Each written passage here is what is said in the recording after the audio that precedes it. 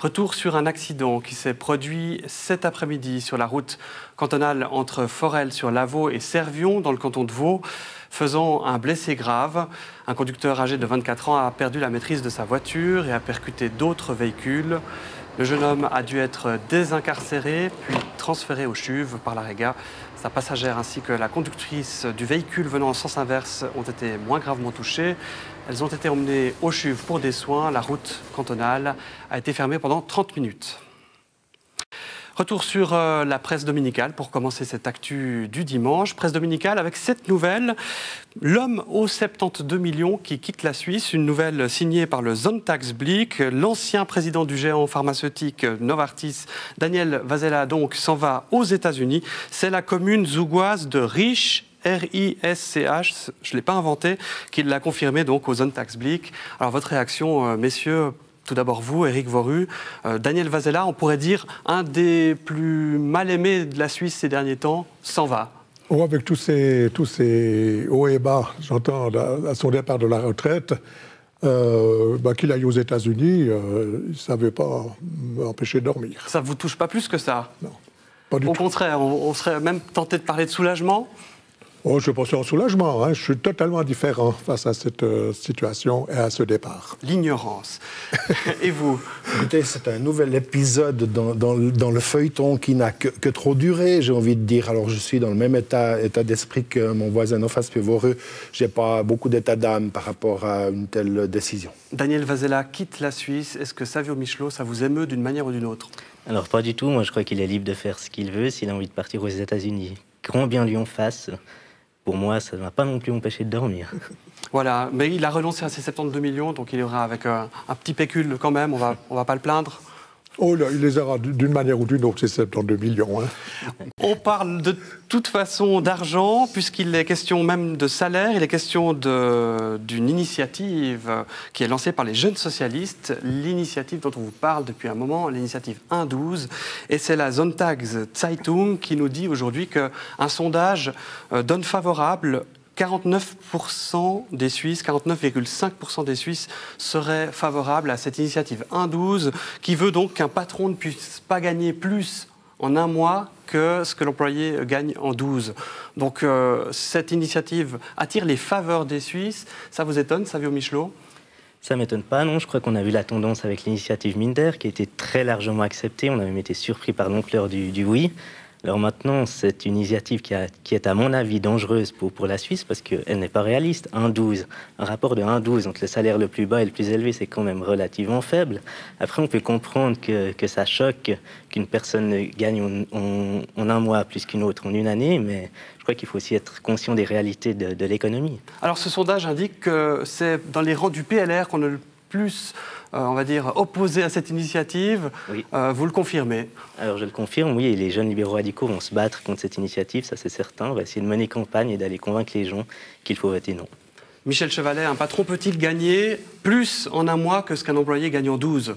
Écoutez, je crois qu'effectivement, là, je partage en partie le point de vue de Savio Michelot.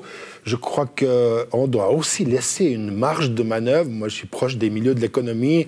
On doit laisser une marge de manœuvre aux entreprises et aux conseils d'administration pour se gérer. Ce n'est pas parce qu'on a quelques exemples criards qui font mal qu'il faut maintenant tout remettre en question. Moi, je sais plutôt cette position-là. Après le choc Minder, est-ce que vous pensez que les Suisses sont quand même prêts à faire ce pas qui est autrement plus décisif en termes de salaire? Moi, je ne pense pas. Je ne pense pas, non. Éric Voru, vous, on imagine qu'elle a vos sympathies, cette initiative 1-12. Elle est issue des jeunes socialistes. Il faut savoir pourquoi elle a été lancée aussi. C'est toujours ces parachutes dorés, c'est à cause de Vasella, c'est à cause de ces grands capitaines, je dirais, non pas en industrie, mais de la finance, que ce soit l'industrie pharmaceutique et la finance. Mais aucun d'autre patron dans les PME, là, les 80% de nos entreprises, c'est des PME, et leurs patrons ne gagnent pas les en 12. Le 12 fois. 12 fois, c'est environ 500 000 à 600 000 francs par année, si j'ai bien calculé. Ce qui veut dire qu'ils n'ont pas ce montant-là, la plupart, puisqu'ils réinvestissent aussi dans leur entreprise, et ces patrons-là n'ont pas de souci à se faire sur cette initiative.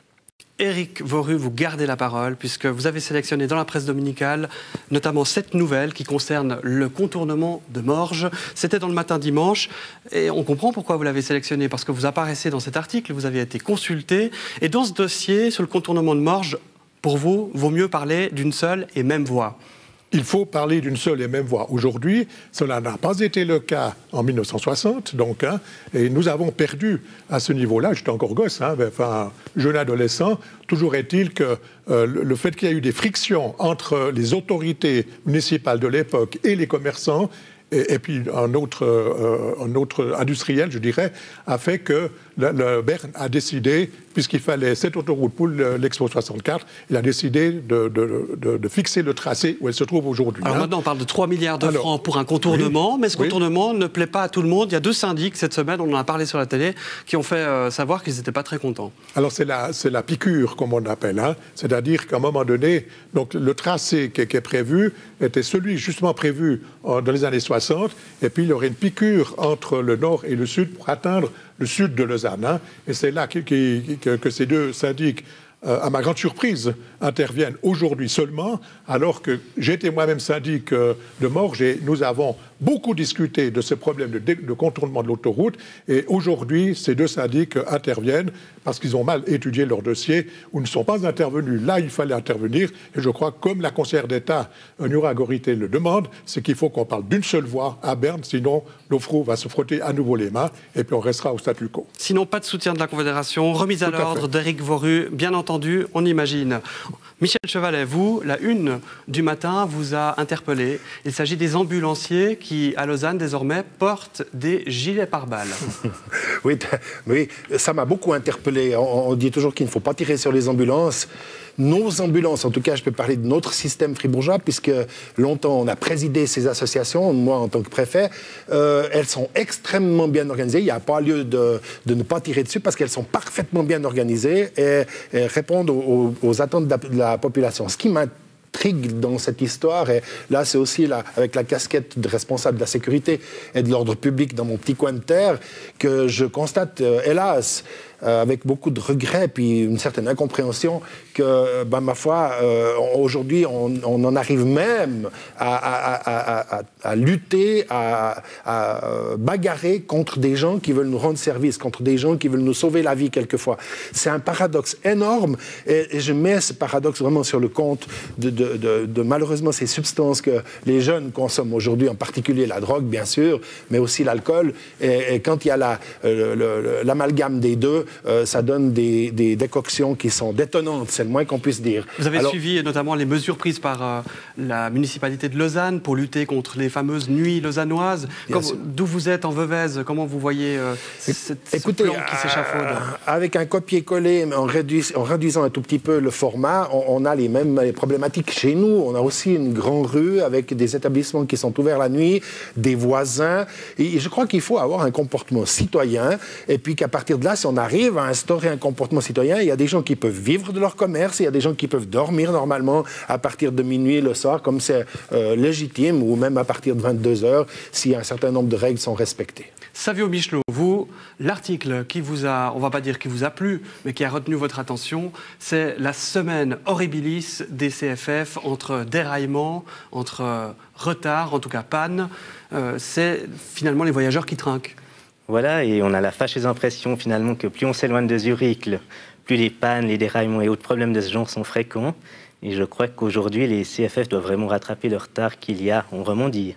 Et vous, ça vous interpelle d'autant plus que vous êtes au front concernant un dossier. C'est ce nouvel horaire des CFF qui est entré en vigueur en décembre dernier et qui finalement met de côté certaines régions périphériques, notamment les villes de Romont et Palaisieux. Vous avez écrit au conseiller d'État des cantons de Vaud et Fribourg à ce sujet. Voilà, alors je leur ai écrit pour les inviter finalement à prendre le train un matin à l'heure de pointe pour qu'ils voient ce que les gens subissent chaque matin. Qu'est-ce qu'ils subissent chaque matin, les gens? Alors aujourd'hui, on a des trains qui sont bondés, il n'y a plus de place, il y a beaucoup moins de confort qu'avant.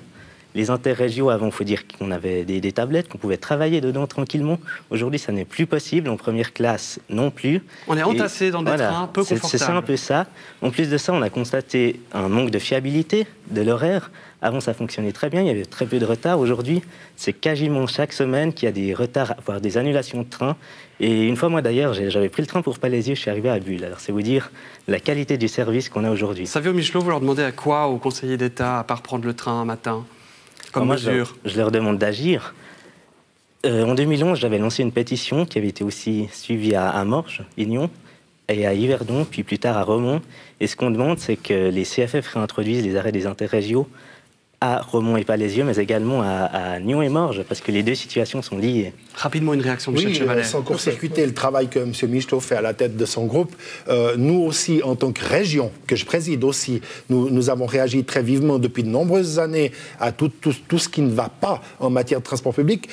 Nous avons des contacts réguliers. J'en ai cette semaine qui vient avec les prestataires de services, avec le service de la mobilité à Fribourg. Et je crois qu'au lieu maintenant de réagir, on doit agir sur les prochains horaires qui arrivent d'ores et déjà bientôt en consultation.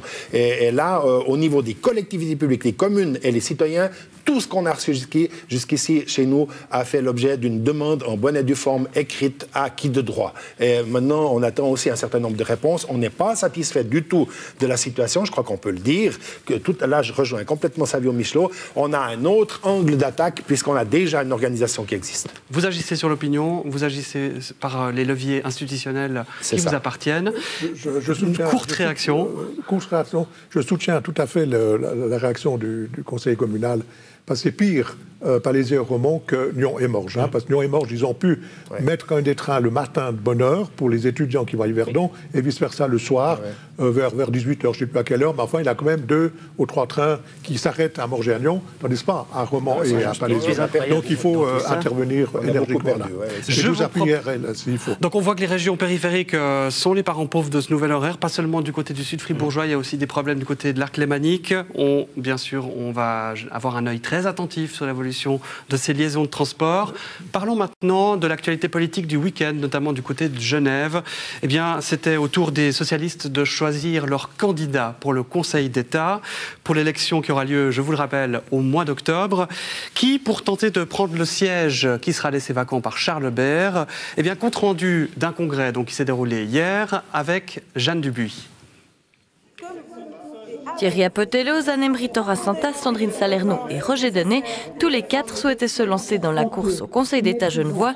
Tous les 4 ont été choisis par le Congrès du Parti socialiste pour remplacer le sortant Charles Bert et, si possible, obtenir un 2e siège, un non-choix peu stratégique pour Charles Bert. Le Congrès a redouté de faire le choix lui-même.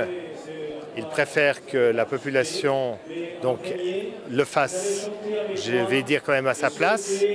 Alors, est-ce que cela va créer une dynamique de succès? On peut l'espérer. Personnellement, je ne le crois pas. Nous partons sans alliance, et notamment avec les Verts, qui sont nos alliés, et ça, je ne le trouve pas très responsable. Une manœuvre pas très responsable, ce n'est pas l'avis des candidats.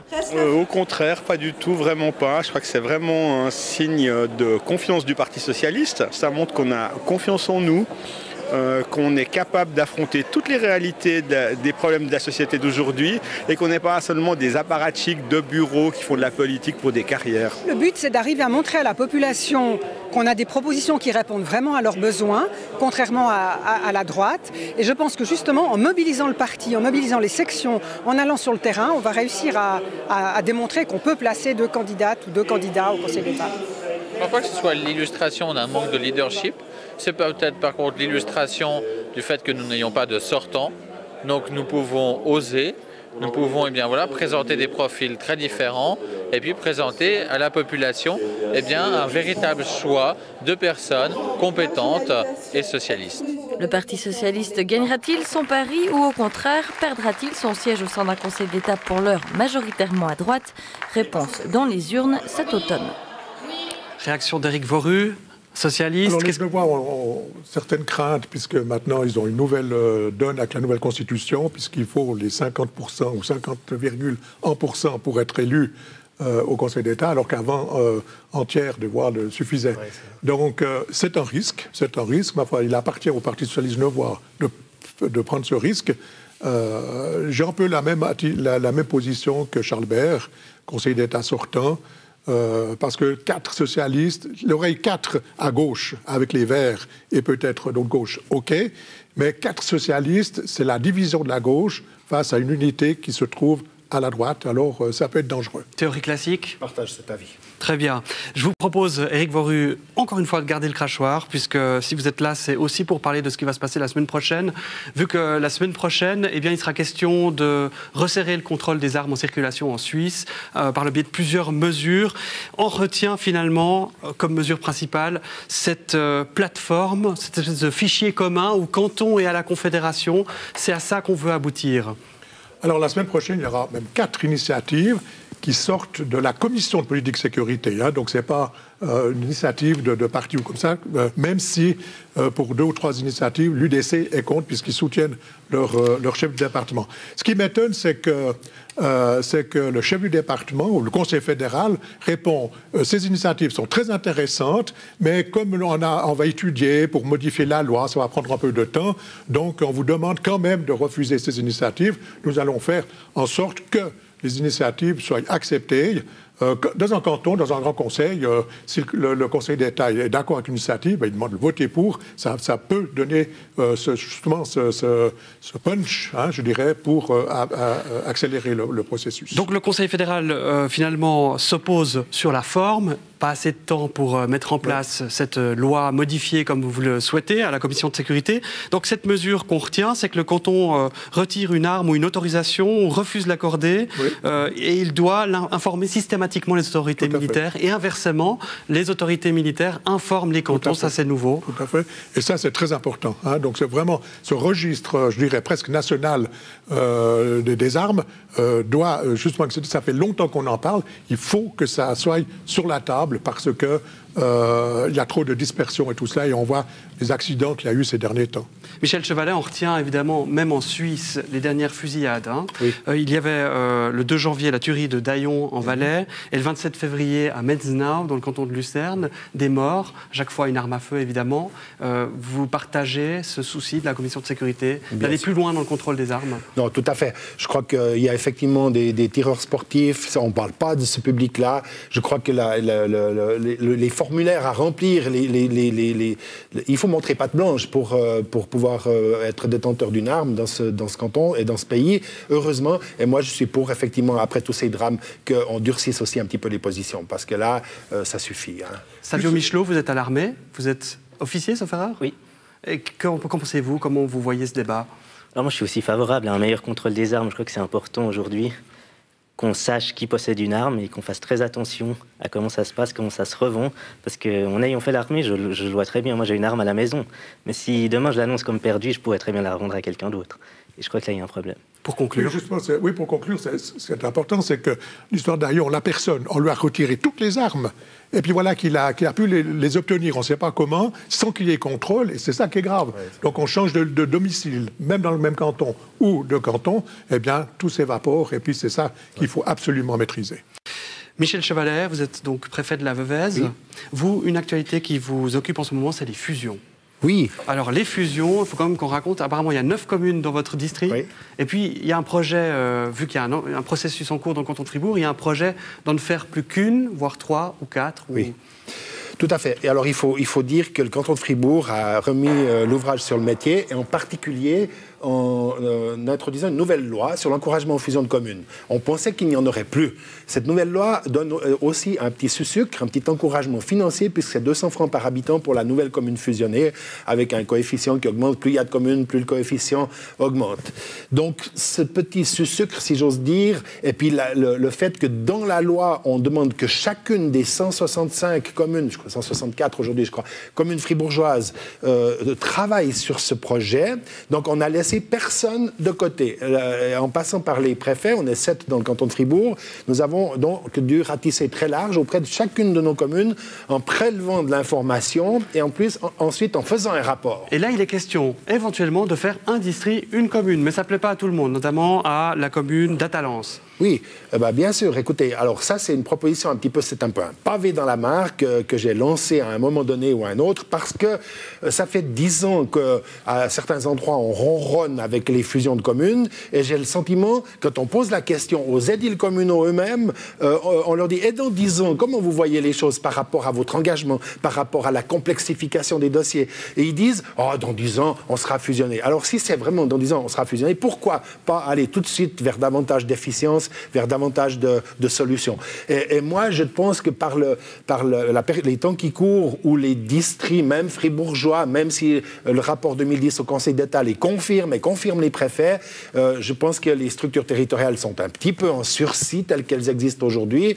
Donc ça va bouger. Et ça va bouger. Et je me dis qu'on a peut-être une solution assez élégante de faire retomber sur ses pattes, avec une certaine élégance, ce district en le transformant en commune. Évidemment, ça ne fait pas l'unanimité, mais c'était aussi le but de provoquer la discussion. Savio Michelot, vous êtes conseiller communal de Granges en Veuvez, ça vous concerne au premier plan évidemment. Votre opinion sur ce projet de fusion très audacieux qui veut faire du district, le vôtre, une seule commune? Alors voilà, moi je suis tout à fait favorable aux fusions, je crois qu'aujourd'hui c'est nécessaire, il faut regarder les choses en face. Le travail des élus communaux devient toujours plus complexe, je le vois moi-même, je suis dans une commune de 820 habitants et j'ai quand même une séance un jour sur 3, en moyenne sur une année. Donc c'est quand même un travail important, 10-15%, il faut le dire, pour une commune de 800 habitants.